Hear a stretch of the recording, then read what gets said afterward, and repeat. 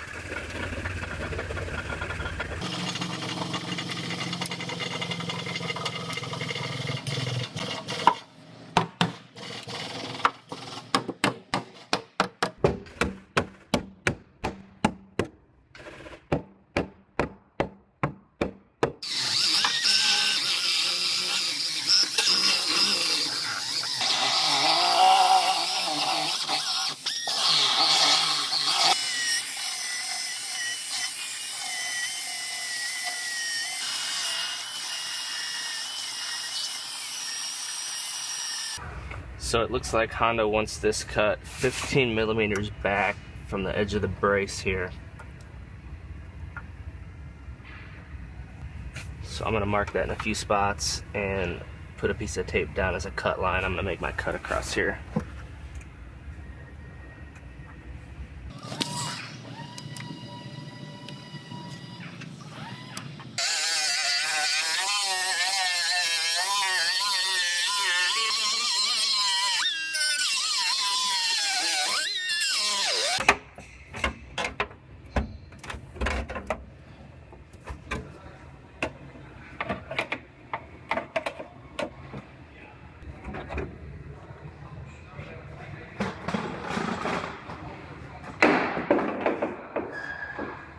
There it is.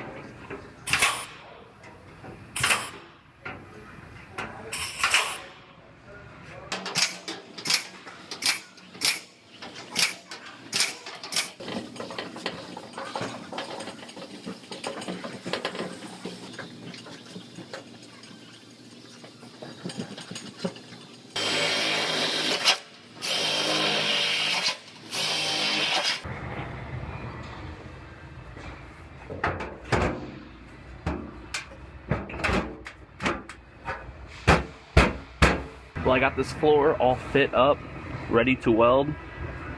So I'm gonna go ahead and I'm gonna get this one zapped in.